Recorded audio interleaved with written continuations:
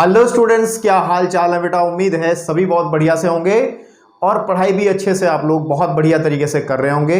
आज हम इस वीडियो के अंदर जो हमारा वीडियो नंबर 1 का टॉपिक था, यानी कि क्या कर रहे थे हम उस वीडियो के अंदर, हम लोग प्रश्नावली 14 दशमलव है ना, प्रश्नावली 14.1 का इंट्रोडक्शन कर रहे थे। और इंट्रोडक्शन की बहुत सारी बातें अभी हमारी बाकी रह गई थी, इसी वजह से हम लोग इंट्रोडक्शन का ये दूसरा वीडियो आपके सामने लेकर के आज आए हैं। और ये वीडियो बहुत ज़्यादा इंपॉर्टेंट इस लिहाज से है क्योंकि काम करने की टेक्निक, सवाल करने के तरीके आज ही आपको पता चलेंगे। ठीक है, यानी कि आज आपको वो सारी शक्तियां दी जाएंगी जिससे आप अपनी एक्सरसाइज वाले क्वेश्चंस को कर सकेंगे। ठीक है, पहले वाली वीडियो में भी बहुत ज़रूरी बातें हुई हैं क्योंकि उनके बिना भी इस वीडियो में आना संभव नहीं है। और जिन बच्चों ने पहले वाला वीडियो नहीं देखा है, यानी कि इंट्रोडक्शन नंबर 1 सांख्यिकी चैप्टर का, उसको जरूर देख लें, उससे थोड़ा सा आपको आइडिया मिलेगा। और उस वीडियो से अगर आप 40% भी उठा करके ले आए अपने दिमाग में तो आज का वीडियो आपको 100% समझ में आएगा, लेकिन उस चीज़ को छोड़ के ना आए। ठीक है, तो चलिए हम लोग शुरुआत करते हैं। आज हम क्या बात करेंगे, आज जो हम लोग बात करेंगे, मेरे हिसाब से थोड़ा सा पीछे का रिकैप कर लिया जाए कि कल क्या हुआ था, क्या इस वीडियो में बताया था हम लोगों ने, और कहाँ तक कितना क्या हमने डिस्कस कर लिया था, वो थोड़ा देख लें। देखो, हमने उस दिन आपको बताया था कि सांख्यिकी होता क्या है। यहाँ नहीं बताएंगे, कुछ बच्चे चाहते हैं कि कोर्स बहुत अच्छे से आगे बढ़े।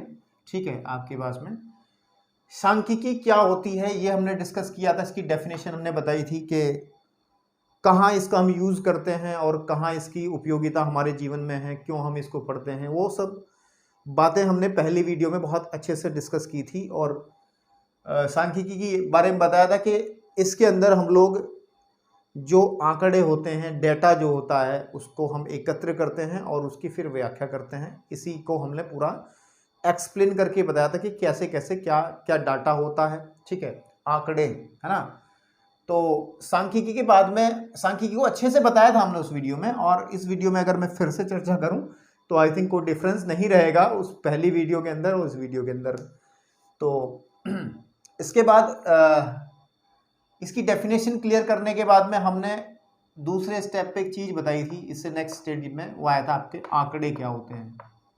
ठीक है, नहीं, आपके पास में आंकड़े, और अंग्रेजी में इनको हम लोग डेटा कहते हैं। ठीक है, पढ़ने में डाटा लगता है लेकिन बोलने में प्रोनाउंसिएशन सही इसका जो है, वो उच्चारण जो है वो डेटा ही रहेगा। और आंकड़े क्या होते हैं, आंकड़ों के बारे में हमने बात की थी, आंकड़े क्या हैं। ठीक है, इस बारे में भी पूरी बातचीत हुई है। और उसके बाद जो टॉपिक था आंकड़े, जो जरूरी टॉपिक है, आई थिंक ये जरूरी टॉपिक था आपके पास में। और जरूरी टॉपिक ये था कि आंकड़े कितने प्रकार के होते हैं, क्योंकि इन्हीं से हम लोग क्वेश्चंस की पहचान करते हैं कि क्वेश्चन आपका कैसा है, किस तरीके का क्वेश्चन है और किस तरीके का आपको तरीका इसमें लगाना है। तो आपको आंकड़े जो होते हैं, डेटा जो होता है, आपको उसको पता होना चाहिए कि वो किस टाइप का है। तो हमने उस दिन बताया था कि आपके पास में 2 टाइप का होता है। एक तो होता है अवर्गीकृत, ठीक है, नहीं, अवर्गीकृत, ठीक है, आंकड़े, ये हमने बताया था, अच्छे से बताई थी पूरी बातें। ठीक है, और दूसरा होता है वर्गीकृत। आपके पास में क्या होता है बेटा, वर्गीकृत। ठीक, आपके पास में वर्गीकृत, तो रे यहाँ लगेगा एक ना, और वर्गीकृत, क्योंकि थोड़ा हिंदी में मेरा हाथ थोड़ा सा तंग रहता है यार। ठीक है, वर्गीकृत आंकड़े। ठीक है, और अंग्रेजी में अगर थोड़ा सा ध्यान दें तो इनको हम लोग कहते हैं अनग्रुप्ड। ठीक है, ठीक है, ग्रुप्ड डेटा। ठीक है, अनग्रुप का मतलब है, ग्रुप का मतलब आप समझते हो, जिनको हम लोग वर्ग, एक समूह में बना लेते हैं, वो ग्रुप होते हैं। और अगर अनग्रुप है तो उसका मतलब अवर्गीकृत है। ठीक है, और इनको कहते हैं हम ग्रुप डाटा। ठीक है, ग्रुप्ड, ठीक है, डेटा।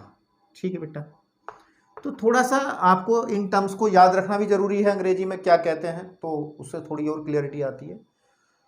और इनको हमने बहुत अच्छे से बताया था, और इनकी पहचान कैसे करनी है वो सब बातें हुई थी। लेकिन चलिए थोड़ा सा रिकॉल करते हैं। अवर्गीकृत में सीधी बात है, आपको कुछ आंकड़े, डायरेक्ट आंकड़े दे दिए जाएंगे, जैसे कि आपको मान के चलो कि एक क्वेश्चन दे दिया गया या फिर ये कह दिया गया कि किसी प्लेयर ने, किसी खिलाड़ी ने 5 मैचों की एक सीरीज के अंदर, 5 मैच है, क्रिकेट मैच हैं, और उस खिलाड़ी ने उस सीरीज में 5 पारियों में रन बनाए हैं। तो जैसे 50 और 10, फिर आपके पास में 57, 60, ठीक है, और फिर आपके 112। तो 1 2 3 4 5, ये 5 पारियों में रन, ये एक सूचना, एक डाटा है हमारे पास, ठीक है, एक डाटा है। तो अगर इस तरीके से सिंपली लिखा है तो ये जो है ये कहलाता है आपका अवर्गीकृत आंकड़े, यानी कि अनग्रुप्ड डाटा ये कहलाता है।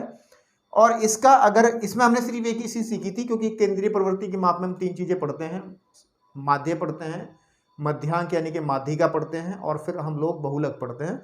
वो धीरे धीरे एक्सरसाइज को जब हम लोग पढ़ेंगे, आगे चलेंगे तो सब चीजें समझेंगे। लेकिन आज हम लोग, अभी तक हम लोग सिर्फ हमने माध्य के बारे में पढ़ा है, और इसका जो माध्य है, ठीक है, माध्य को हम एक्स बार से लिखते हैं, ठीक है, और उसको निकालने का तरीका हमारे पास में था, हमने फॉर्मूला बताया था कि पदों का योग, ठीक है, पदों का योग बटे पदों की संख्या, पदों की संख्या, ठीक है, आपके पास में पदों की संख्या।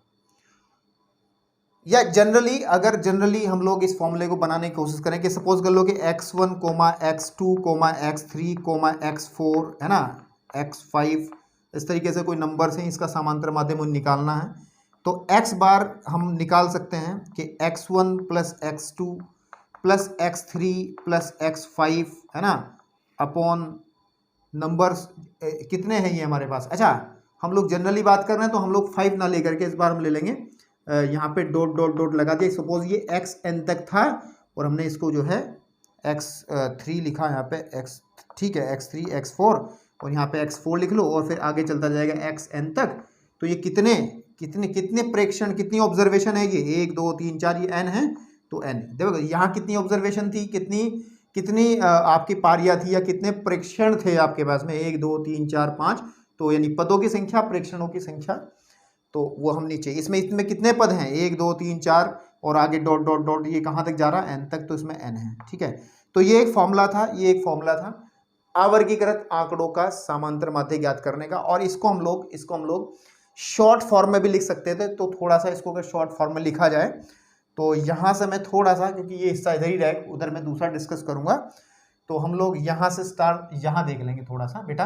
और x bar can be written as, ऐसे भी लिखा जा सकता है कि xi अपॉन n, लेकिन यहाँ पे हम समेशन लगाते हैं। ये हमने पूरी बात बताई समेशन क्या होता है, ठीक है, सिग्मा भी बोलते हैं कुछ लोग इसको, समेशन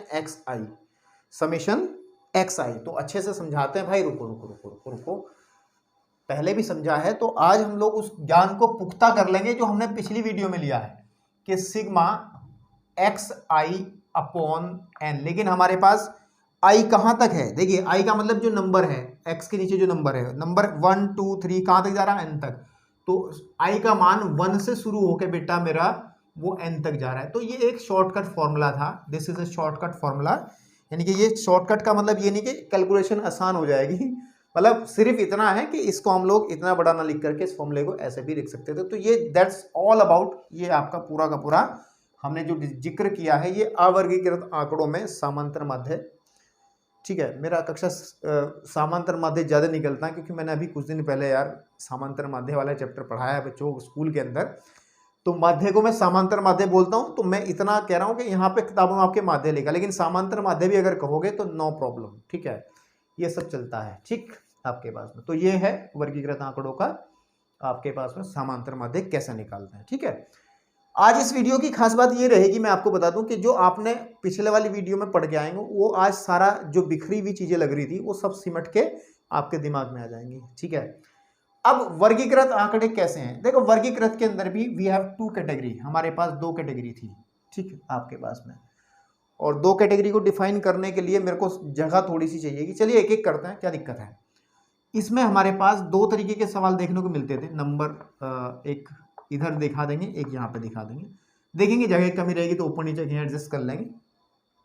अगर अगर अगर अगर अगर जो क्वेश्चन है, आपको क्वेश्चन अगर इस तरीके से लिखा हुआ आएगा, ऐसे एक टेबल बनी हुई आएगी जिसके अंदर एक xi होगा जिसका हमें माध्य निकालना होगा, xi का ही, x ही पद होते हैं उन्हीं का माध्य निकालना होता है। और फिर होता है एफ आई। एफ आई हमारी कहलाती आवृत्ति। ये तो पद होते हैं और ये आपकी आवृत्ति, या कुछ किताबों में इसको बारंबारता भी कहते हैं और अंग्रेजी में फ्रीक्वेंसी इसको कहते हैं।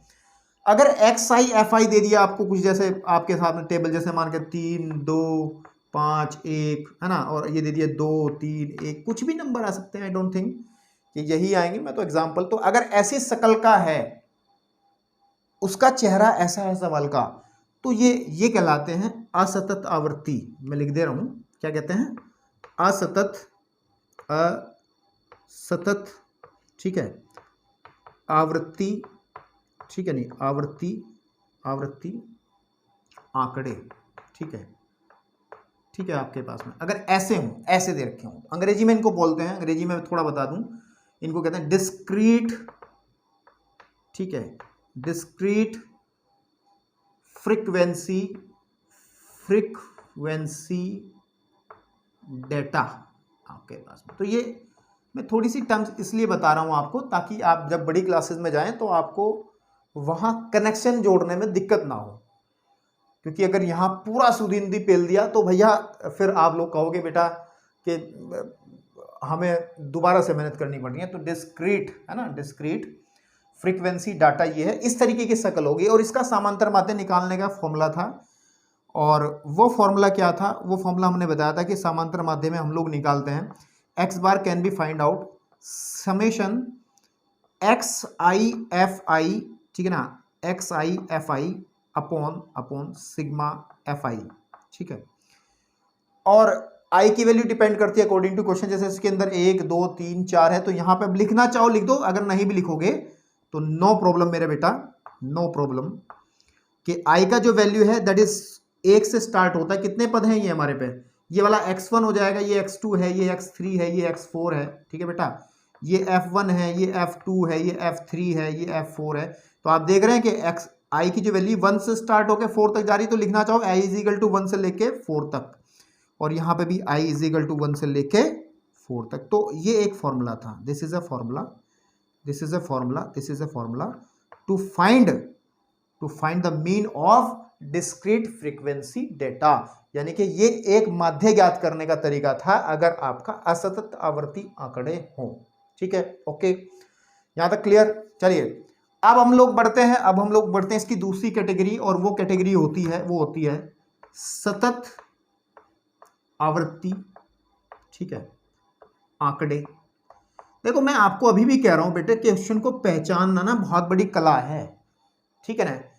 क्योंकि भाई सीधी बात है, पढ़ाई करनी है तो बहुत ढंग से करनी है, नहीं तो नहीं करनी है, बस सीधी बात है। मेरे कहने का मतलब तो ये है कि कॉन्सेप्ट को समझना है यार। अब मैंने अब तक जितनी वीडियोस अपलोड की हैं, बेसिक को लेकर के मैं थोड़ा सा बहुत सेंसिटिव रहा हूं भाई। बेसिक के साथ छेड़छाड़ नहीं, मतलब आपका जो है चीजें अच्छे से क्लियर होनी चाहिए।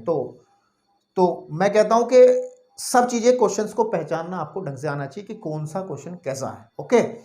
तो एक बार जरा मैं ना कैमरा चेक करना चाहूंगा कि मेहनत मेरी बेकार तो नहीं जा रही कहीं। नहीं, बिल्कुल सही है मेहनत, कोई दिक्कत नहीं है, ठीक है आपके पास में, ओके ओके ओके। चलिए अब सतत आवर्ती यानी कि इंग्लिश में कहते हैं कॉन्टिन्यूअस,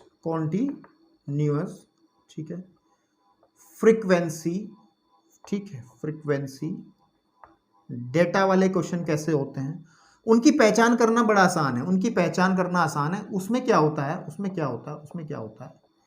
आपको वर्ग अंतराल कुछ दिए रहते हैं, इंटरवल दिए रहते हैं, जैसे 0 to 2 है ना आपके पास में, और फिर क्या करते हैं, जैसे 2 to 4 है ना। ये नंबर कुछ भी हो सकता है कि 10 से 20, 20 से 30, ऐसा कुछ भी, मतलब इस तरीके से लिखे रहेंगे।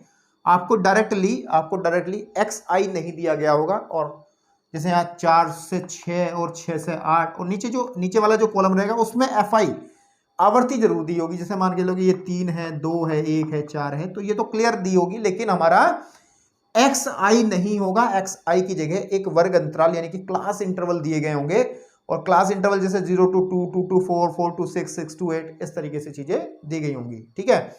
तो बेटा इस वाले को क्या करते हैं, इसका एक्स बार कैसे निकालते हैं, इसका निकालना सीख लिया। इसका हमने थोड़ा बताया था आपको, और आज फिर बताते हैं। वैसे आज मैं क्वेश्चंस जो कराऊंगा आपको ये सब आज क्लियर हो जाएंगे, कोई दिक्कत नहीं है। लेकिन चलिए कनेक्ट करते हैं। हम क्या करते थे कि इस सतत आवर्ती आंकड़ों को ना पहले हम लोग इसमें कन्वर्ट कर लेते थे, और कन्वर्ट करने का तरीका यह था कि हम लोग एक टेबल और कंस्ट्रक्ट कर लेते थे इसमें से, जिसमें हम लोग ऊपर एक्स आई बन जाएगा, नीचे एफ आई जो का तू रहेगा ही रहेगा, और एक्स आई जो रहेगा इस जो हमारे पास में जो भी अंतराल दिए गए हैं इनका मध्यमान होगा। मध्यमान का मतलब ये रहेगा कि जैसे 0 और 2, 0 इसकी देखो निम्न सीमा, भाई कोई भी इंटरवल होता है उसमें दो चीजें हमने बताई थी, इस वाले को हम निम्न सीमा बोलते हैं, ठीक है ना, निम्न सीमा लोअर लिमिट है ना, निम्न सीमा, इंग्लिश में इसको लोअर लिमिट कहते हैं, लोअर लिमिट, लोअर लिमिट समझ रहे हो ना, नीचे वाली लिमिट, लोअर पहनते हो नीचे, तो ऐसे ही इसको हम लोग कहते हैं उच्च सीमा। उच्च सीमा का मतलब है जो ऊपर की चीज होगी, यानी कि अपर लिमिट, क्या कहते हैं, अपर लिमिट। तो एक चीज आती है इसमें मध्यमान, क्या आती है, मध्यमान, या फिर इसके बीच का पॉइंट, मिड पॉइंट भी इसको बोलते हैं। जैसे हम लोग इस इंटरवल के बीच का पॉइंट निकालेंगे तो हम लोग निम्न सीमा को उच्च सीमा में जोड़ के भाग करेंगे, 2 से 2 एकम 2, ठीक है, 1, तो इसका मतलब ये आ जाएगा हमारे पास में 1 2 3 4, ठीक है। 0 to 2 के बीच का मिड पॉइंट 1 मिलेगा। ऐसे ही हम लोग इसके बीच का निकालेंगे 2 to 4, तो बेटा जब 2 to 4 निकालेंगे 2 + 4 यानी कि 6 अपॉन 2, तो 2 3 6, तो 3 आ जाएगा, फिर 4 6, तो 4 और 6 10, 10 का आधा कर लेंगे तो हमारा 5 आ जाएगा। ऐसे ही हम लोग 14 का आधा करेंगे तो 7, बाकी सब चीजें आपकी एज इट इज रहेंगी। और आप देख पा रहे होंगे कि सतत आवर्ती आंकड़े जो हैं, कॉन्टिन्यूअस फ्रीक्वेंसी डेटा जो है वो कन्वर्ट हो चुका है इस वाले में, यानी कि असतत में। अब भाई इसके लिए कोई अलग काम नहीं करना है, you can use this formula and find x bar, यानी कि आप इसको समांतर माध्य, इसका जो माध्य निकाला जाएगा वो सेम इस तरीके से आप निकाल सकते हैं, ठीक है। घबराने वाली बात नहीं है। अभी जो मैं काम करूंगा आपके सामने बेटा, जो अभी काम करूंगा आपके सामने, सब चीजें मैं आपको एग्जाम्पल के माध्यम से करवाऊंगा कि किस तरीके से किसका डाटा निकाला जाता है। तो मुझे लगता है कि पीछे का जो कनेक्शन है वो जुड़ गया होगा आपसे, जो पिछली वीडियो में था। तो इस वीडियो में हम लोग कुछ एग्जाम्पल्स करेंगे और कुछ बहुत ज़रूरी चीज़ें हम लोग आज पढ़ेंगे, ठीक है। चलिए बढ़ते हैं हम लोग नेक्स्ट टॉपिक की तरफ फटाफट। तो ठीक है, अब मेरे को किताब उठानी पड़ेगी और किताब से अब हम लोग बातें करेंगे, ताकि अब आपको वो सभी शक्तियाँ दी जा सकें। कौन सी शक्तियाँ बेटा? जिससे आप लोग क्वेश्चंस आसानी से सॉल्व कर लें, ठीक है। तो अगर कुछ ठीक लग रहा है तो आप वीडियो को पॉज करके नोट कर सकते हैं, उसके बाद हम लोग आगे बढ़ते हैं, ठीक है। चलिए ठीक है, मैं रफ कर रहा हूँ। तो अब हम लोग एग्जाम्पल नंबर फर्स्ट पहले वाली वीडियो में कर चुके हैं, ठीक है। और अब हम लोग बढ़ेंगे अपने नेक्स्ट एग्जाम्पल की तरफ। अब मेन बात क्या है, एक्चुअली मेन बात क्या है समझ ले। पहले हम लोग इस एक्सरसाइज के अंदर जो प्रश्नावली हमारी 14.1 है, ठीक है बेटा, 14.1 है, ठीक। इसके अंदर हम लोग केवल माध्य ज्ञात करेंगे। क्या करेंगे? माध्य के क्वेश्चन है। किसके क्वेश्चन है? माध्य, यानी कि इसका मतलब एक्स बार, या फिर अंग्रेजी में हम लोग कह सकते हैं मीन, हम लोग फाइंड आउट करेंगे, ठीक है। अब मीन ज्ञात करने के लिए हमारे पास क्वेश्चंस को पहचान आप लोगे ही, ठीक है ना, कि वो कौन सा है, वर्गीकृत में है, अवर्गीकृत में है। और आपको बता दें अवर्गीकृत वाला तो नहीं आएगा क्योंकि क्लास 9th का मैटर था, हम लोग वर्गीकृत में ही काम करेंगे। और वर्गीकृत के अंदर दो कैटेगरीज हैं।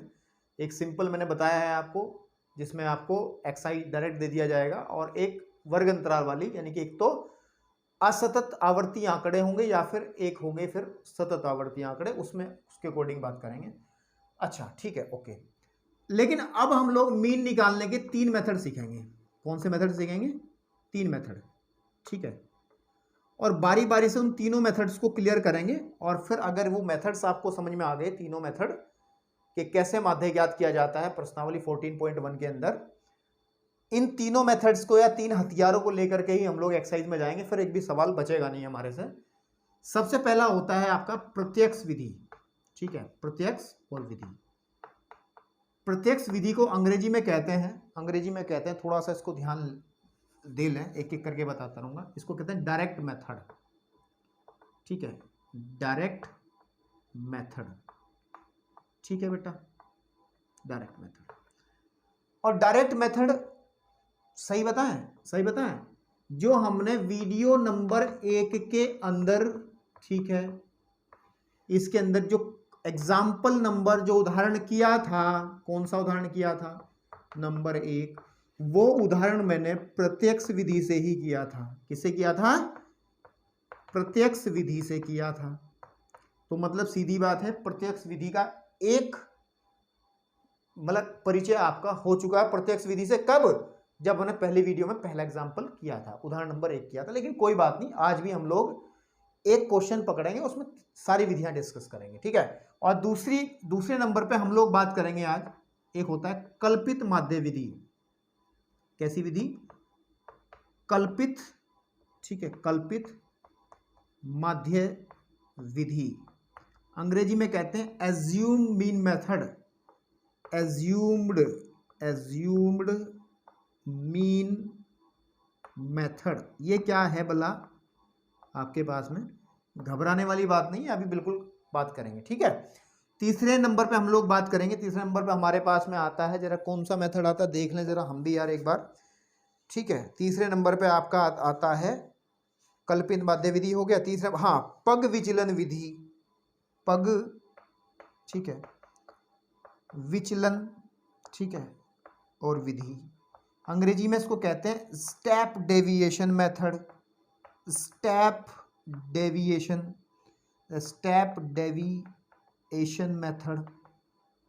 मेथड, ठीक है। अब मेन बात यह है कि माध्य निकालने के इतने मेथड डेवलप हुए हैं, इनका कुछ कारण तो रहा होगा, ऐसे नहीं हुए होंगे सारे के सारे। मैं आपको बता दूं, देखो अभी मैं करूंगा एक प्रत्यक्ष विधि से करूंगा, फिर उसी क्वेश्चन को कल्पित से करूंगा, उसी क्वेश्चन को फिर मैं एज्यूम्ड या पग विचलन विधि से करूंगा। तो तीनों से करूंगा और फिर आप लोग कंपेयर करना कि कौन सी आसान है। इससे आसान पड़ता है, इससे आसान पड़ता है, इससे आसान पड़ता है, क्योंकि इनकी सहूलियत के लिहाज से ही ये इंपॉर्टेंट हो जाती हैं। प्रत्यक्ष विधि के अंदर हम लोगों को तरीका बड़ा सिंपल है, बहुत सोचना नहीं पड़ता, लेकिन उसके अंदर कैलकुलेशन वर्क बढ़ जाता है। भाई सीधी बात है, प्रत्यक्ष विधि में फॉर्मूला क्या लग रहा था? X bar is equal to x i f i sigma upon sigma f i. तो अगर हम लोग टेबल के अंदर हमारे पास सपोज कर लो यहाँ पे एक्स आई, यहाँ एफ आई है, जब तक सिंपल नंबर है, जैसे 20 आ गया, 4 आ गया, तो तुम सीधा लिख रहे हो 20 चौक 80 लिख दे रहे हो, यहाँ एक्स आई एफ आई आएगा ना आपके पास में। लेकिन अगर यहाँ पे आ जाए, जैसे मान के 119 आ गया, यहाँ पे आ गया 69, और ये ऐसा नहीं कि एक ही है, एक तो आदमी कर भी लेगा, नीचे बहुत सारी ऐसी एंट्रीज आ जाए खतरनाक सी, जिनकी कैलकुलेशन करने के लिए आपको थोड़ा सा समय लगेगा। हो तो जाती है सब, लेकिन थोड़ा सा आपको समय लगे। तो इस प्रॉब्लम का मतलब है कि कैलकुलेशन वर्क को कम करने के लिए, लिखा पढ़ी को कम करने के लिए हम लोग यूज करते हैं कल्पित माध्य विधि, और उससे भी कम कैलकुलेशन करने के लिए इस्तेमाल करते हैं ये वाली विधि। लेकिन इस विधि की लिमिटेशन है। इस विधि की क्या लिमिटेशन है वो हम क्वेश्चंस के अंदर ही बताएंगे। ये दोनों विधि अप्लाई हो जाती हैं सब क्वेश्चंस के ऊपर, लेकिन ये विधि केवल और केवल आपके पास में उन क्वेश्चंस पे अप्लाई होगी जिनमें आपका वर्ग अंतराल दिया हो। जैसे 8 यहाँ पे 0 to 2 वाला बता रहा था मैं आपको, या फिर कोई वर्ग 10 से 20, 20 से 30 है ना, और क्लास दी गई हो, यानी कि टुकड़ों में क्वेश्चन दिया गया हो, और इसको हम लोग कहते थे सतत आवर्ती आंकड़े अगर दिए हों, सतत आवर्ती आंकड़े अगर दिए हों हमारे पास में, तब हम लोग पग विचलन विधि यूज करते हैं आपके पास में, ठीक है ना, आपके पास में। तो अब हम लोग ज्यादा समय ना लगा करके हम लोग एक क्वेश्चन उठाते हैं, और इस क्वेश्चन को तीनों विधियों से मैं आपके सामने सॉल्व करता हूं। जैसे कि एग्जाम्पल नंबर हमारा 2 है, ठीक है, कौन सा है? 2। तो सब लोग बेटा अपनी जो है किताबों में जरा एग्जाम्पल को देख लें एक बार अच्छे से, ताकि आपको बेसिक कॉन्सेप्ट समझ में आ जाए जो कहना चाह रहा हूं। एग्जाम्पल नंबर 2 देखिए क्या कह रहा है, क्योंकि इसमें बोर्ड की जरूरत पड़ेगी तो मैं एक बार पढ़ रहा हूं, स्क्रीन पे क्वेश्चन आएगा फिर चला जाएगा, क्योंकि मुझे यूज करना है। नीचे दी गई सारणी, एग्जाम्पल नंबर 2 एनसीईआरटी के अंदर नीचे दी हुई सारणी भारत के विभिन्न राज्यों एवं संघीय क्षेत्रों, यूनियन टेरिटरीज जो होती हैं, के ग्रामीण क्षेत्रों के प्राथमिक विद्यालयों में महिला शिक्षकों के प्रतिशत बंटन को दर्शाती है, मतलब सीट अलॉटमेंट को। इस अनुच्छेद में चर्चित तीनों विधियों से महिला शिक्षकों का माध्य प्रतिशत ज्ञात कीजिए। चर्चित तीनों विधियों से, चर्चित तीनों विधियों से, फेमस ऑल थ्री मेथड्स, कौन से वाले? ये तीनों विधि। ये तो आपको आती है, लेकिन फिर करेंगे, फिर इससे करेंगे और फिर इससे करेंगे और जांच करेंगे आंसर सही आ रहा है या नहीं आ रहा। तो बेसिकली हमारे पास में क्या है,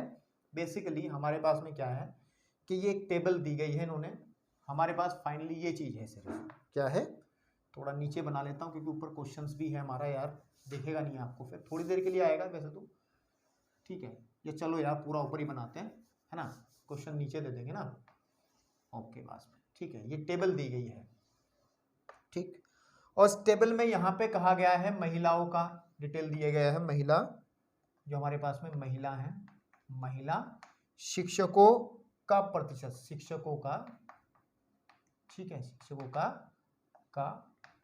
प्रतिशत, और नीचे की तरफ आपके पास में दिया गया है राज्यों और राज्य क्षेत्रों की संख्या, राज्यों, ठीक है, राज्यों और क्षेत्रों की संख्या, मेरे भाई इसको ऐसा ना लिखो, तो याद रखना इसको हम लोग मान लेंगे, मैं सिर्फ लिख के दिखा रहा था, इसको हम लोग मान लेंगे, इसको हम मान लेंगे, क्योंकि हमें माध्य किसका निकालना उसी को हम लोग x मान लेते हैं। माध्य किसका निकालना है, महिला शिक्षकों का माध्य है, तो हम लोग जिसका माध्य निकालना होता है उसको हम लोग xi बोल देते हैं, और नीचे जो दी गई चीज है उसको fi बोल देते हैं। अब मैं लिखूंगा, अरे नहीं xi नहीं, इसके अंदर डायरेक्ट xi थोड़ा दिया है, मैं भी कंफ्यूज हो रहा हूं। इसमें वर्ग अंतराल दिया है, क्या दिया है, वर्ग अंतराल दिया है, तो वर्ग अंतराल के हिसाब से बात करेंगे। तो हमारे पास यहाँ पे वर्ग अंतराल है, वर्ग अंतराल, ठीक है, अंतराल दिया है, और नीचे जो आपके पास में आप आवृत्ति कह सकते हैं, आवृत्ति दी गई है, यानी कि fi दिया है ना आपके पास में। और टेबल कैसे दी गई है, टेबल आपको दी गई है इस तरीके से, बना लेते हैं, कोई दिक्कत नहीं है भाई, ठीक है। आपके पास कितने बनेंगे, 1 2 3 4 5 6 7, तो 1 2 3 4 5 6 और एक और बढ़ा लो इसमें 7, ठीक है। ऊपर दिया गया है 15 से 25, ठीक है बेटा, और फिर है 25 से 35, ठीक है, मैं लिख रहा हूं, आप लोग अपनी किताबों से भी थोड़ा ध्यान दें, और 45, ठीक है बेटा, और 45 से आपका 55, ठीक है, आपके पास में 55, और फिर 55 से है 65, और 65 से बेटा कहाँ जा रहे हैं हम लोग, 75 की तरफ जा रहे हैं, और फिर कहा है 75 से लेके 85, ठीक है ना आपके पास में। और जिनकी आवृत्ति दी है 6 11 आपके पास में 7 4 4 2 and 1, ठीक है, ओके। तो हम लोगों को तीनों मेथड्स हैं, विद यूजिंग प्रत्यक्ष भी करनी है, और आपको फिर ये भी करनी है, इन सब से करना है। अच्छा, तो एक बात बताइएगा, कोई बच्चा बताना चाहेगा कि ये किस टाइप का क्वेश्चन है,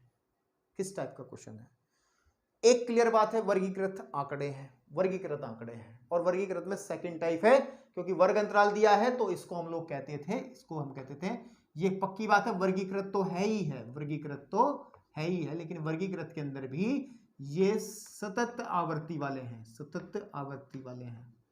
ठीक है, सतत आवर्ती वाले हैं, यानी कि ग्रुप के अंदर, ठीक है, जो ग्रुप डाटा होता है, ठीक है, इंग्लिश में बात कर लें थोड़ी सी, अंग्रेजी में, उसके अंदर हम लोग ये कॉन्टिन्यूअस फ्रीक्वेंसी वाले हैं, ठीक है, आपके पास में, ओके, ठीक। तो प्रत्यक्ष विधि में हम लोग फॉर्मूला कौन सा यूज करते हैं, x bar is equal to sigma xi fi upon sigma fi, ठीक है, ये यूज करते हैं ना। तो अब पहले क्या करेंगे हम लोग, मेरे को xi चाहिए कि xi डायरेक्ट नहीं पता है, तो अब मैंने अभी बताया था आपको, थोड़ी देर पहले ही बताया था, है ना, xi कैसे निकालते हैं। अब देखो इसको थोड़ा सा सिंपल करने के लिए हम लोग टेबल को ऐसे बना लेते हैं, ठीक है, यहाँ पे थोड़ा बस इसमें ध्यान दे लो, यहाँ पे आपका इंटरवल है, यानी कि वर्ग अंतराल रहेगा, ठीक है, आपके पास में वर्ग अंतराल, ओके, अंतराल समझ लेना भाई, थोड़ा लिखा नहीं जा रहा ना। और यहाँ पे हम लोग fi कह लें डायरेक्ट, ये ना लिख करके, fi मतलब आप समझते हो आवृत्ति है। वर्ग अंतराल कैसा दिया है, 15 से 25 है, ठीक है, आपके पास में, और फिर 25 से फिर हमारा 35 है, और फिर 35 से 45 है, ठीक है बेटा, 45 से आपका 55 है, और 55 से बेटा आपका जा रहा है 65, और 65 से जा रहा है 75, और 75 से जा रहा है 85, ठीक है, और यहाँ पे हो जा रहा है ख़त्म, ठीक है आपके पास में। अभी देखना इसमें क्या क्या इसके भी सीन निकलते आएंगे क्वेश्चन के। एफ आई कितना है, 6 है, 11 है, 7 है, 4 है, 4 है, 2 है एंड 1 है, ठीक है। मेरे को एक्स बार निकालना है, एक्स बार निकालने के मेरे को एक्स आई चाहिएगा। एक्स आई जो होगा, एक्स आई यहाँ लिख लेंगे हम लोग, एक्स आई हम यहाँ लिख लेंगे, ठीक है। एक्स आई हम लोग यहाँ निकाल लेंगे, कोई दिक्कत नहीं है, ठीक है बेटा। And what is x i, x i जो होगा इस क्लास इंटरवल का, इस क्लास इंटरवल का। तो थोड़ा सा ना अच्छा, थोड़ा कैलकुलेशन करने में इजी रहेगा। मैं एक चीज चेंज कर लूँ, आप वैसे ऐसे भी कर सकते हैं। मैं ना एक्स आई को यहाँ लिख रहा हूँ, ठीक है, एक्स आई को यहाँ लिख रहा हूँ और यहाँ पे एफ आई को लिखूंगा मैं। तो एक्स आई मैं यहाँ निकाल लूँ ताकि कैलकुलेशन करते समय थोड़ा सा इजी रहे। तो इसका एक्स आई कितना, एफ आई यहाँ लिख लेंगे, कोई दिक्कत नहीं है, इसमें कोई डरने वाली बात नहीं। एफ आई यहाँ आ जाएगा, एफ आई है ही हमारे पास, भाग थोड़ा जाएगा। तो एक्स आई जो रहेगा वो 15 और 25 का मध्य बिंदु, यानी कि हम क्या करते थे, lower limit plus upper limit बटे 2 कर लेते थे। तो 15 और ये हो गया आपके पास में 40 बटे 2, तो आ जाएगा 20, है ना। तो ये आ गया 20, ठीक है बेटा। 25 और 35 आपके होंगे 60, ठीक है ना। तो 60 का आधा होगा 30, ठीक है। 35 और ये हो जाएंगे आपके पास में 80, 80 का आधा हो जाएगा 40। समझ पा रहे हो ना कैसे कर रहा हूं। इन दोनों को जब मैं जोड़ूंगा बेटा तो हो जाएगा 100, 100 का आधा होता है 50, ठीक है। और इन दोनों का जोड़ेंगे तो ये हो गया हमारे पास में 70, 120, 120 का आ जाएगा 60, ठीक है। इन दोनों को जब मैं जोड़ूंगा तो आ जाएगा 140, तो आ जाएगा 70, और जब इन जोड़ों को जोड़ूंगा तो आ जाएगा आपके पास में 160, ठीक है ना। 160, 160 का आधा होता है 80। समझ पा रहे हो कैसे निकल रहा भाई। अब निकलो f i, f i, f i आ गई 6, 11, 11, 7, 4, 4, 2 एंड 1, ठीक है। मेरे को ये फॉर्मूला लगाना है। हम लोग सबसे पहले किस विधि से काम कर रहे हैं, किस विधि से काम कर रहे हैं, प्रत्यक्ष विधि से। और प्रत्यक्ष विधि का फॉर्मूला जो होता है, जो फॉर्मूला होता है वो x bar is equal to sigma x i f i upon sigma f i, है ना। तो भाई निकालो जो जो चाहिए हम लोगों को चाहिए x i f i, x i and f i. X i मतलब इन दोनों के मल्टीपल, 20 छिक्का 120, ठीक है। और जब 30 की इसमें गुना करेंगे तो 330 आ जाएगा, है ना। 11 तिया 33, 7 चौक 28 तो 280 इसमें आ जाएगा, और 5 चौक 20 तो 200 बेटा इसमें आ जाएगा, और यह आ जाएगा 6 चौक 24 240 इसमें आ जाएगा, और यह आ जाएगा 140। या गलत कह रहा हूं तो बता देना भाई। और ये 80 आ जाएगा, चेक कर लो सब लोग, ठीक। बस और कुछ नहीं चाहिए ना ना ना ना ना। अब टेबल हमें आगे नहीं बढ़ानी है, बिकॉज वी आर यूजिंग, हम लोग कौन सी विधि इस्तेमाल कर रहे हैं, डायरेक्ट मेथड, उसमें केवल इतनी चीजें चाहिए थी। तो अब मैं यहाँ पे अब एक कॉलम नीचे बढ़ा लूंगा, और ठीक है थोड़ा सा नीचे एक पंक्ति बढ़ा लूंगा। सिग्मा, सिग्मा एफ आई, यानी कि सारे एफ आई का योग सिग्मा एफ आई, तो यहाँ आ जाएगा भाई, जोड़ लो। 17 और 7 24, और 4 हो गए आपके पास में 28, और 4 हो गए 32, 32 और 3 35 हो गया। कितना हो गया, 35। किताब में जरा देख लें एक बार, 35 ही है नहीं है, क्योंकि भाई एग्जाम्पल कर रहे हैं तो लाभ तो उठाएंगे, 35 ही है, ठीक है ओके। देन हमें चाहिए यहाँ पे जो आएगा टोटल, यहाँ पे sigma x i and f आई हमें मिलेगा ये, है ना।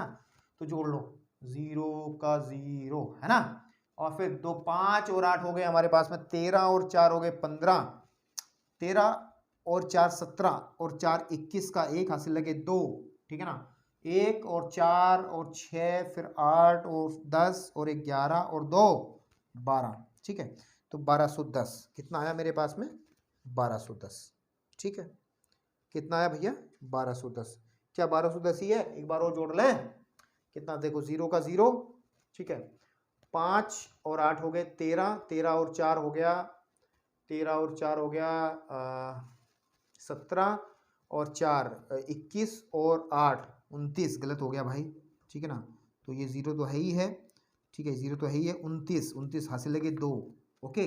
1 4 और 2 6, 2 8, 2 10 और 1 11, 11 और 2 13, 1390 आएगा। कितना आएगा, 1390। निकालिए एक्स बार, निकालिए एक्स बार, एक्स बार, एक्स बार, एक्स बार होगा सिग्मा एफ आई एक्स आई और सिग्मा एफ आई। तो सिग्मा एफ आई कितना है, कितना है, ये है सिग्मा, ये वाला 1390 बटे 35 कैलकुलेट कर लेना। इसको मैं डायरेक्ट यूज कर लेता हूँ किताब से देख करके, कितना इनका निकला है तो भाग आप कर लोगे अपने आप या नहीं कर लोगे।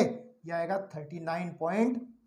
39.75 आंसर।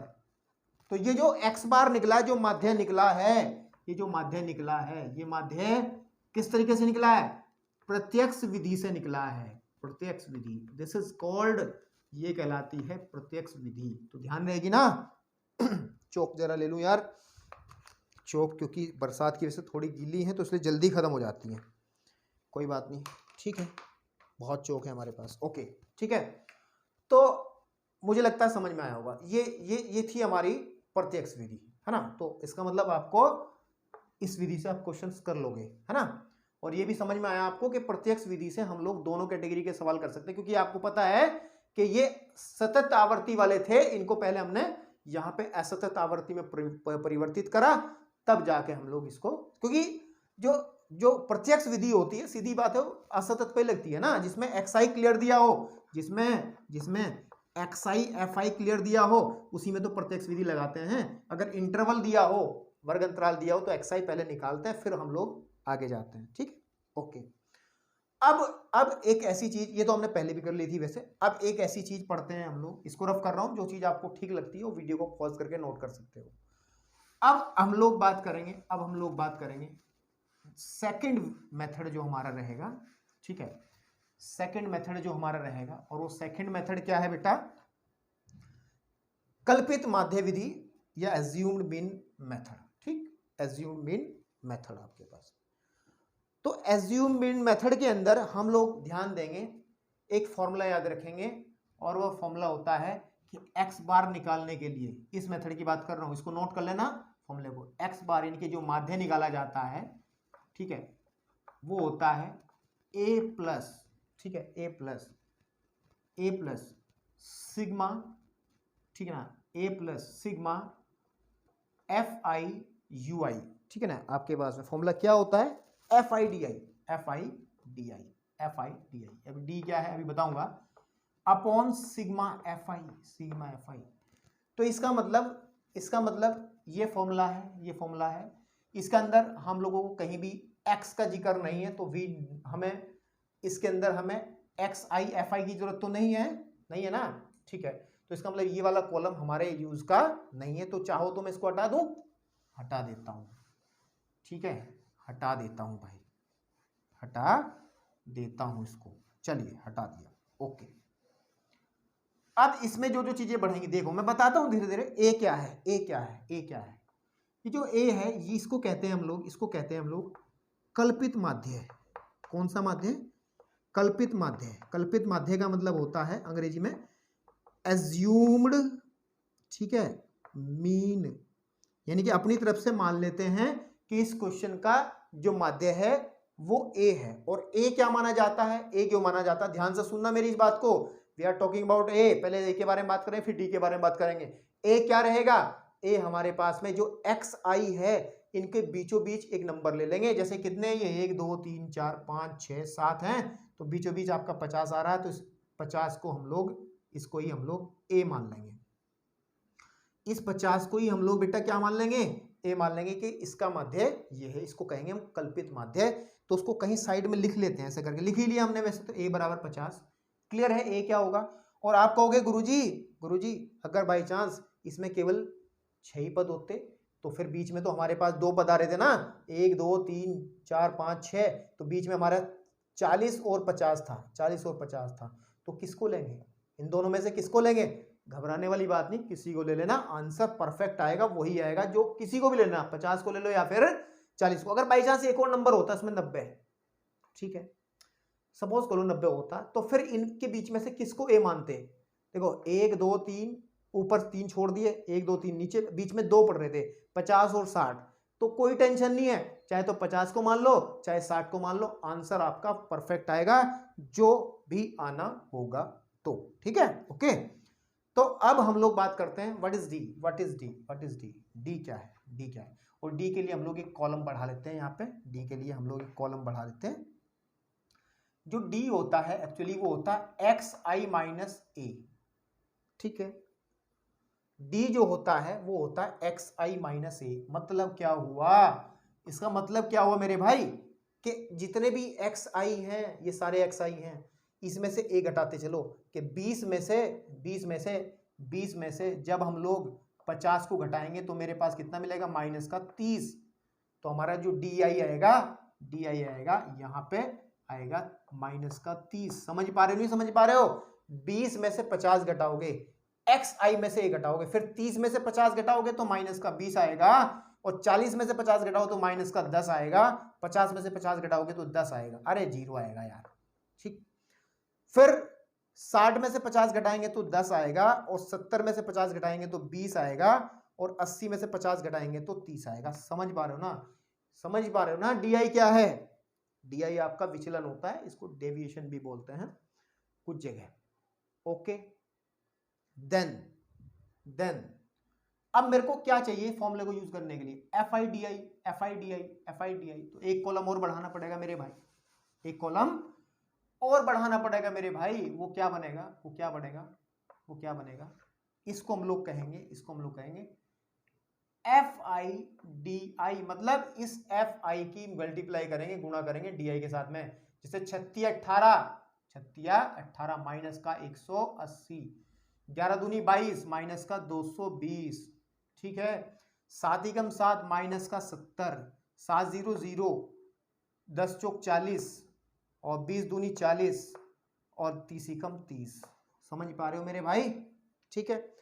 फॉर्मूले के अंदर एक्स बार निकालने के लिए हमें चाहिए sigma f i d I. Sigma का मतलब है एफ आई डी आई को हम लोग जोड़ देंगे। यहां पे क्या आएगा, देखिए यहां पे क्या आएगा, देखिए वही कंसेप्ट है, बचपन में पढ़ा है, माइनस वाले अलग प्लस वाले अलग। वैसे सिंपल देखो, 30 और 40 हो गए 70, और 70 प्लस का 70 माइनस से तो खत्म हो गया, इससे तो पूरा ऐसे हम लोग मन में काटेंगे, ऐसे काट के नहीं दिखाना उसको। उसके बाद में 220 में से घटाइए 40 तो 180, 180 तो माइनस का 360 आ जाएगा। ये क्या है, ये इसे लिखो तो सही, ये सिग्मा एफ आई डी आई क्या है, माइनस का 360, ओके। बस भाई, अब आप फॉर्मूला यूज कर लो, जो हमें निकाल के देगा ये वाली चीज। अच्छा मैं इसको रफ कर लूं क्या, ये तो मेरा हो ही गया क्लियर, ये भी क्लियर चल ही रहा है, पग इसको याद रख लो, इसको छोड़ दे रहा हूं, चलो कोई बात नहीं, ठीक है आपके पास में, यहाँ पे हम कुछ ना कुछ कर ही लेंगे, जगह बनानी जरूरी है ना क्वेश्चन के लिए, ओके। तो x बार निकाल रहे हैं, यानी कि माध्य निकाल रहे हैं इस फॉर्मूले से। तो x bar is equal to what is a हमारा क्या है 50 है, ठीक है, plus and sigma f i d i minus के 360 बटे एफ आई कितना है 35, ठीक है मेरे भाई। या इसको ऐसा कर लें, x bar is equal to 50 minus 360 बटे 35। इसको सिंप्लीफाई कर लो, पहले से 5 से काट लो, 5 सते 35 और 5 छंग 30, ठीक है, 6 बचा आगे, नहीं 5 सते 35 ही आएगा ना ऊपर, 5 सते 35 और आगे बचा 1, 5 दूनी 10 है ना। Then x bar is equal to 50 minus 72 बटे 7, 72 को काट लो, 72 को भाग कर लो 7 से। मैं नहीं कर पा रहा, ऐसे करूंगा, 7 एकम 7, 0 2 आया, दशमलव ना चलने की 0, दशमलव लगाई 0 बढ़ाई, ठीक है भैया, और 7 दूनी 14, 7 दूनी 14 बचा 6, 0 फिर बढ़ा ली, 7 8 56, ठीक है, फिर 4 बचेगा, 0 बढ़ा 4 बचेगा, और आपके पास में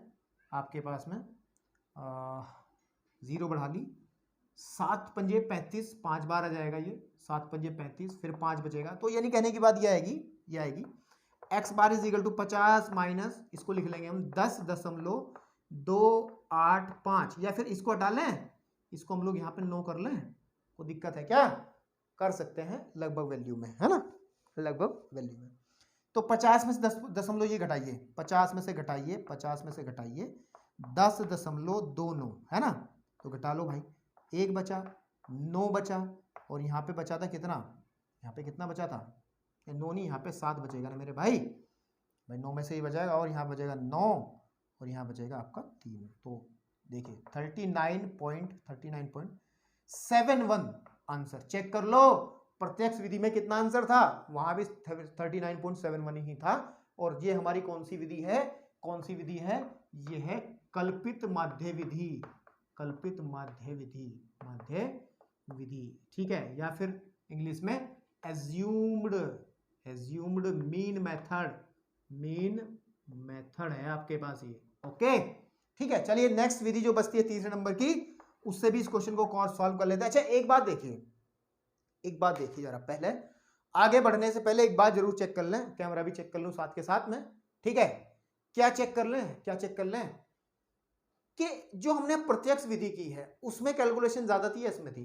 देखो फैलने के हिसाब से तो ये ज्यादा फैल रहा है, लेकिन मेरे भाई देखो सीधी बात है, गुणा और भाग के मुकाबले जोड़ना घटाना आसान होता है, ये तो आपको पता ही है, क्योंकि बचपन में पहले जोड़ना और घटाना सीखते हैं, उसके बाद गुणा भाग पे जाते हैं। तो इसमें हम लोगों ने देखा है कि हमने जोड़ा और घटाया ज्यादा है, गुणा कम करी है। तो ध्यान रहे, ध्यान रहे, ध्यान रहे, पहले मैं फालतू की चीज रफ कर दूं, इसमें ना बहुत घिचपिस्सा हो गया, ठीक है। ओके ये फालतू की चीजें रफ कर दे रहे हैं, ठीक है, यही हमारा क्वेश्चन है ताकि नोट करने में आपको दिक्कत ना हो, ठीक है। मतलब ये है कि प्रत्यक्ष विधि के अंदर जो डायरेक्ट मेथड आपका है, ठीक है, उसमें कैलकुलेशन ज्यादा हो जाती है कि अगर ये जैसे गुणा कर रहे थे हम एक्स आई एफ आई की, यहाँ पे नंबर कुछ बड़े आ जाए, यहाँ पे कुछ बड़े आ जाए, तो फिर आपकी बत्ती गुल हो सकती है, कहने की बात यह है। लेकिन इसके अंदर क्या है कि इसके अंदर जब हम डेविएशन निकालते हैं, डिफरेंशिएशन डी निकालते हैं, विचलन निकालते हैं, ये डी विचलन कहलाता है, और इसको जब निकालते हैं तो ये प्लस माइनस में चीजें आ जाती हैं, और लगभग क्या होता है, ये इक्वल सी आती है चीजें, तो जोड़ने और घटाने में इनमें समस्या नहीं होती। तो ये थोड़ी सी कैलकुलेशन से लिहाज से प्रत्यक्ष विधि से आसान विधि ये मानी जाती है, ठीक है। जो आपको सही लगेगा, बाकी तो भाई आपके ऊपर डिपेंड करता है। तो चलिए आप लोग हम बढ़ते हैं, इसको मैं रफ कर रहा हूं यहां से, पूरा नहीं रफ करूंगा भाई, पूरा नहीं रफ करूंगा। अब मैं आपके सामने बात करूंगा पग विचलन विधि, पग विचलन विधि, और पग विचलन विधि को कहते हैं इंग्लिश में step deviation, step deviation method, ठीक है, step deviation method. Okay okay चलिए, इसका फॉर्मूला क्या होता है स्टेप डेविएशन मेथड का, ठीक। स्टेप डेविएशन मेथड का फॉर्मूला क्या होता है भाई, ठीक है, उसको जरा देख लें। इस स्टेप डेविएशन मेथड में जब हम एक्स बार निकालते हैं आपके पास में, इसका जो फॉर्मूला होता है वो होता है a plus H sigma f i u i upon sigma f आई। अब आप कहोगे गुरुजी इसमें भी आपने काम बढ़ा दिया बहुत सारा, ठीक है, इसमें भी आपने काम बढ़ा दिया बहुत सारा। पहले तो हमने डी ही पढ़ा था, अब तो हमारा एच भी आ गया इसके अंदर, और यू भी कोई नई चीज इसमें आ गई, ठीक आपके पास। लेकिन इस विधि को जो थर्ड नंबर की विधि है, मैंने बताया था कि इसकी लिमिटेशन है, ये केवल और केवल इसी टाइप के क्वेश्चन पे, यानी कि सतत आवर्ती वाले क्वेश्चन पे ही इस्तेमाल होगी। सतत आवर्ती का मतलब, सतत आवर्ती कौन सी होती है, जिनमें वर्ग अंतराल दिया जाता है। देखो वर्ग अंतराल दिया है, अगर खाली आपको ऐसा सवाल दे दिया जाता कि आपको क्लियर दिखाई दे रहा एक्स आई और एफ आई, यहाँ पे जैसे कि मान के चलो कि यहाँ 3 4 5 7 ऐसे करके है, और यहाँ पे 3 2 4 कुछ भी है, ये है, तो आप इस क्वेश्चन के अंदर ये नहीं लगा पाओगे। क्यों नहीं लगा पाओगे, उसका कारण बताते हैं। जो हमारा इसके अंदर दिख रहा है आपको ए तो वही है जो आपने कल्पित माध्य विधि में इस्तेमाल किया है। ए मतलब ए तो यही रहेगा, ए तो 50 ही रहेगा। लेकिन जो एच है वो आपका क्लास साइज है, कितने का अंतराल है, क्लास साइज अंग्रेजी में कहते हैं इसको, क्लास साइज या फिर क्लास मार्क, या जितने का भी एच जो है वो आपके पास में ये बताएगा कि कितने का अंतराल इसके बीच में है। देखो 25 और 15, 10 का अंतराल है ना, यहाँ भी 10 10 का है, तो हम लोग एच की वैल्यू 10 कंसीडर करके चलेंगे, इसके अंदर। अब मेरे भाई जो हमारा ui है, ui वो होता है xi minus a upon h। अगर ध्यान दिया जाए ui जो है, ये जो फॉर्मूले में ui इस्तेमाल होगा xi minus a upon h। अच्छा, इसको ऐसे भी लिख सकते हैं xi, ये तो d था ना अपॉन h, है ना आपके पास में। तो इस फॉर्मूले के अंदर हम लोग FIDI का इस्तेमाल नहीं करते। कहीं भी FIDI दिख रहा? नहीं दिख रहा FIDI, तो इसका मतलब ये कॉलम हमारे लिए इस्तेमाल में नहीं आएगा इस विधि में। तो ये विधि, ये केवल किस विधि के लिए होता है? कल्पित माध्य विधि के लिए होता है आपका। जब प्रैक्टिस करोगे ना बेटा क्वेश्चंस की, तब आपको मजा आएगा, ठीक है, तब आपके दिमाग की बत्ती जलेगी मेरे भाई। चलिए, तो हमें जरूरत किस चीज की है? पहले हम निकालेंगे ui। क्या निकालेंगे? ui। और ui होता है di अपॉन h। di क्या है हमारा? ये है। h क्या है हमारा? 10 है। तो सीधी बात है कि -30 को जब हम लोग 10 से भाग करेंगे, 0 0 तो माइनस का 3, तो यहां आ जाएगा -3। -20 को जब हम लोग s से भाग करेंगे तो -2, और 10 को जब हम भाग करेंगे तो -1, 0 फिर 1 फिर 2 फिर 1 3। और यहां पे हमें चाहिए FIUI के मतलब ये है, तो नीचे की तरफ हम लोग बढ़ेंगे FIUI में, कि हम लोग FIUI, इसका मतलब हम लोग इस FI की गुणा इस UI से करेंगे। 36 18 माइनस का 11 दूनी 22 माइनस का 7 एकम 7 4 0 0 4 एकम 4 4 2 दूनी 4 3 एकम 3। ठीक है, हमें चाहिए सिग्मा FIUI। इसका मतलब हम लोग इसका योग कर लेंगे, सिग्मा FIUI का योग कर लेंगे। और जब योग करेंगे तो बेटा वही बात है, देखो 4 3 7, तो ये हो गया 7 प्लस के 7 माइनस के खत्म हो गया 18, तो ये माइनस का 36 आ जाएगा। कितना आ जाएगा? ये जुड़ के माइनस का 36। बाकी हमारे पास सब है ही, फॉर्मूला इस्तेमाल करो, आंसर प्राप्त करो, बस इतना ही बचा है। हमें पता है, हम लिखना चाहें तो a बराबर हमारे पास में 50 है and h is equal to मेरे पास में 10 है। बाकी इस टेबल से उठा लेंगे जो जरूरत हमें है। तो x bar is equal to a plus, यानी कि 50 प्लस h मतलब 10 गुणे सिग्मा FIUI माइनस के 36, माइनस का 36 बटे कितना आ जाएगा? सिग्मा FI 35, कितना? 35। ठीक है, तो x bar is equal to 50 minus वही आ जाएगा 360 बटे 35, फिर 7 से काट लो, 7 पंजे 35, नहीं 5 से, 5 सत्ते 35 और 5 दूनी 10, और ये आ जाएगा यहाँ पे 7। तो x bar is equal to 50 minus 72 बटे 7, जो कि अभी काम हुआ था, सेम टू सेम वही है जो पहले वाले में करा है, तो 39.71 इसका भी आंसर आ जाएगा। ठीक है मेरे भाई, तो कहने का मतलब ये रहा कि इस एग्जाम्पल को हमें जैसा कहा था उसने, तीनों वीडियोस हमने इसको कर लिया। कोई दिक्कत परेशानी, कहीं कोई कंफ्यूजन अगर बचता है तो अभी हमारे पास मौके हैं, क्योंकि हमें लोग एक्सरसाइज के क्वेश्चंस भी करेंगे तो वहां भी डाउट क्लियर आपके हो जाएंगे। लेकिन मुझे लगता है कि मैंने बहुत आराम से बड़े सिस्टम से समझाने का प्रयास किया है। कैसा आपको समझ में आया? वीडियो के अंत में कमेंट जरूर कर देना, बता देना, और लाइक कर देना अगर अच्छा लगा हो तो मेथड। ठीक है, तो अब हम लोग बात करते हैं, इसमें एक एग्जाम्पल और बचता है हमारा, एग्जाम्पल नंबर 3। अब हमारे पास एग्जाम्पल नंबर 3 है। नीचे कहा गया है, नीचे दिया हुआ बंटन एक दिवसीय क्रिकेट मैचों में, क्रिकेट मैच की बात है, गेंदबाजों द्वारा लिए गए विकेटों की संख्या दर्शाई गई है। उपयुक्त विधि चुनने के लिए विकेटों का माध्य, किसका माध्य निकालना? विकेटों का, इसका मतलब x वहीं से निकलेगा। समझ, जिसका माध्य निकालते हैं वही x होता है, सीधी बात है। किसका निकालना? विकेटों का माध्य निकालना, विकेटों जो दी है वहीं से। यह माध्य क्या सूचित करता है, वो बात की बात है, क्या सूचित करता है। तो हम लोगों को कौन सी विधि इसमें लगानी चाहिए? ठीक है, कौन सी विधि इसमें लगानी चाहिए? डायरेक्ट या फिर कल्पित या फिर पग विचलन। देखो वर्ग अंतराल दिया है तो आप लोग सोच रहे हैं सर पग विचलन ही देखें, लेकिन पग विचलन में समस्या इसमें ये आ रही है, मुझे लग रहा है कि यहाँ पे 20 से 60 अंतराल कितने का आया है, h का जो वैल्यू अगर देखें, h इज इक्वल टू जो देखें वो 40 है, ठीक है। यहाँ पे अंतराल फिर से 40 है, 40 ही है ना, ठीक है जरा, 40 है। और यहाँ पे अंतराल हो गया 50 का, तो ये प्रॉब्लम है। यहाँ पे अंतराल 100 का हो गया, और यहाँ पे अंतराल फिर से 100 का हो गया, और यहाँ पे अंतराल हो गया 150 का, 150 का नहीं 100 का।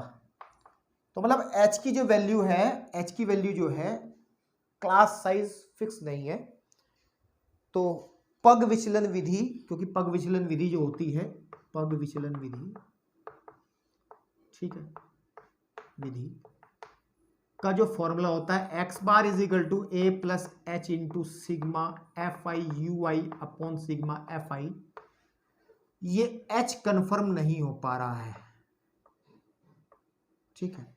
तो इसलिए हम लोग पग विचलन विधि इस्तेमाल नहीं करेंगे। बुक में वैसे पग विचलन विधि से करा, लेकिन मैं यार खोज नहीं पाया h की वैल्यू उन्होंने 20 कैसे ले ली, मैं समझ नहीं पाया। तो मैं नहीं चाहता कि इसको आप भी कंफ्यूज रहें, तो बेहतर यह है कि आप वो मेथड लगाएं जिसको आपको अच्छे से क्लियरिटी और आपको ज़्यादा कुछ सोचना ना पड़े। तो जैसे मैं एज्यूम्ड मेथड विधि लगाता हूँ, कल्पित माध्य वाली, डायरेक्ट में तो लंबा पड़ जाएगा, कल्पित माध्य वाली, कल्पित माध्य, और उसमें फॉर्मूला होता था x bar equal to a plus sigma f i d i, है ना, अपॉन सिग्मा एफ आई, है ना, ये फॉर्मूला। तो चलो भाई बनाते हैं। तो सीधी बात है, सबसे पहले क्या कर लेते हैं, हम लोग देखो, मैं क्लास इंटरवल नहीं लिख रहा हूँ, ये नहीं लिख रहा हूँ, मैं सीधा एक्स आई निकालूंगा और यहाँ पे सीधा लिखूंगा मैं एफ आई, ठीक है ना। उसके बाद मैं निकालूंगा डी आई, यानी कि जो एक्स माइनस ए होगा, एक्स आई माइनस ए, और नेक्स्ट कॉलम के अंदर हमें चाहिएगा एफ आई डी आई, और उसके बाद भाई जो भी स्थिति बनेगी वो देखा जाएगा। तो एक्स आई का मतलब क्या है, तो यहाँ का देखिए जरा, एक्स आई मतलब इनके बीच का जो पॉइंट रहेगा, मतलब अगर लिखना चाहो तो यहाँ लिख सकते हो, यहाँ लिख सकते हो वर्ग अंतराल, वर्ग अंतराल, जैसे हमारे पास कितना है 20 से 60, फिर 60 से 100, फिर 100 से 150, फिर 150 से 250, ठीक है, और फिर 250 से कितना है भाई 350, और फिर 350 से लेके कहाँ जा रहा है 450, ठीक है, ये है, लिख लो, चलो को लिख ही दिया। तो थोड़ा सा इसको अच्छे से क्लियर करने के लिए, ताकि फंसे ना चीज़ें, मैं ऐसी टेबल इस बार बना रहा हूँ, ओके, ठीक है।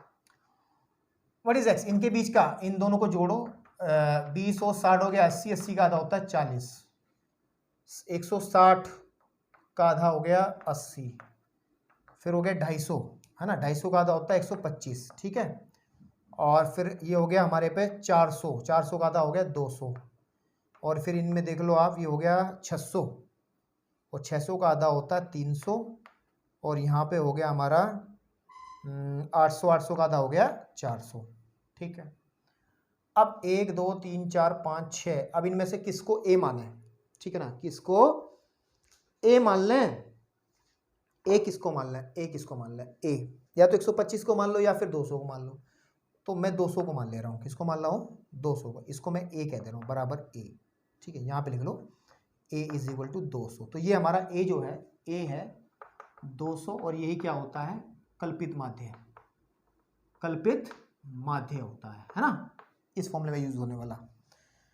चलिए अब हम लोग एफ आई लिख लें जरा, 7 है, 5 है, 16 है, 12 है, 2 है और 3 है। डी आई का आ जाएगा आपके पास में दिस माइनस दिस, तो 40 में से 200 घटेंगे तो माइनस का 160, 40 में 80 में से माइनस का 120, और 125 तो माइनस का 75, ठीक है, और ये आ जाएगा 0, और ये आ जाएगा फिर 100, और ये आ जाएगा फिर हमारा 200। एफ आई डी आई का मतलब हो गया, इसकी मल्टी 16 सत्ते कितने होते हैं हमारे पास में, 16 छिक्के 102, 112, 112 तो माइनस का 1120, फिर 12 पंजे 60 तो माइनस का 600, और फिर 75, 16 पंजे 80 की 0, और 16 सत्ते 112 और 8 120 120, तो ये भी 1200 आ गया माइनस का। ठीक है, ये 0 आ जाएगा है ना, और ये आ जाएगा कितना, ये आ जाएगा, क्या किया है मैंने, ठीक कर रहा हूँ ना, मैं ठीक कर रहा हूँ, क्या कन्फ्यूजन हुआ मुझे खुद नहीं पता चला यार, कुछ नहीं है। ठीक है, तो ये आ जाएगा 200, ठीक है, और ये आ जाएगा हमारा 600। ओके, तो मेरे को फॉर्मूले में चाहिए क्या, फॉर्मूले में चाहिए क्या, फॉर्मूले में मेरे को चाहिए सिग्मा एफ आई, तो जोड़ लो, 7 और 12 हो गए 12, और ये हो गए 16 28 और 40, और ये हो गया 45, है ना, 45 आ गया। अब हमें चाहिए एफ आई डी आई, तो इसको जोड़ना है। ठीक है, तो देखो भाई कैसे जोड़ा है, 600 और 200 तो हो गए, 800 तो प्लस के हो गए, 800 उसमें से घटाओ तो माइनस के 400 तो यहाँ रह गए, और माइनस के 600 और माइनस के 1120, है ना, तो 1000, या फिर ये कहिएगा 2120 हो गया। ये कितना हो गया, 2120 माइनस का, ठीक है ना, माइनस का 2120। ठीक है, तो चलिए फिर लगाइए formula, x bar is equal to a plus sigma f i d i upon sigma f i. तो ए, व्हाट इज ए माना मैंने 200 plus sigma f i d i नीचे लिखा है माइनस का 2120 बटे हमारे पास में, और ये आ जाएगा 45, ये आ जाएगा 45, तो आ जाएगा 200 माइनस 2120 बटे 45, पहले से 9 5 से काट लो, 5 नीम 45 और 5 चौक 20, आगे बचा 1, 5 दूनी 10 और 5 चौक 20। सही किया क्या, हाँ ठीक किया बिल्कुल।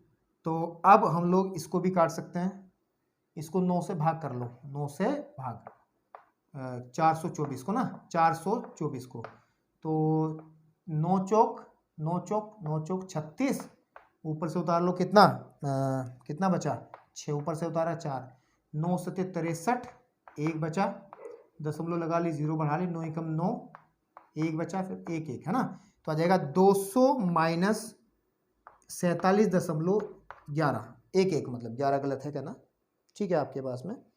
और जब इसको घटाएंगे हम लोग, तो कहीं घटा लें इसको, कहीं इसको घटा लें, तो क्या आ जाएगा, घटा लो फिर देखते हैं, फिर घटाते हैं। 200 में से मेरे को घटाना है, ठीक है, क्या घटाना, 47.11, तो आ जाएगा यहाँ पे 9, यहाँ आ जाएगा 8, और यहाँ आ जाएगा 9 में से 7 2, और यहाँ पे आ जाएगा 9 5, और यहाँ आ जाएगा 2, है ना, तो आ जाएगा 252.89, दैट इज योर आंसर। तो आप चेक कर सकते हैं कितना आंसर है, कोई विधि लगा लो, कोई विधि लगा लो, इससे कोई प्रॉब्लम नहीं होगी, बिल्कुल सही आंसर है आप लोगों का।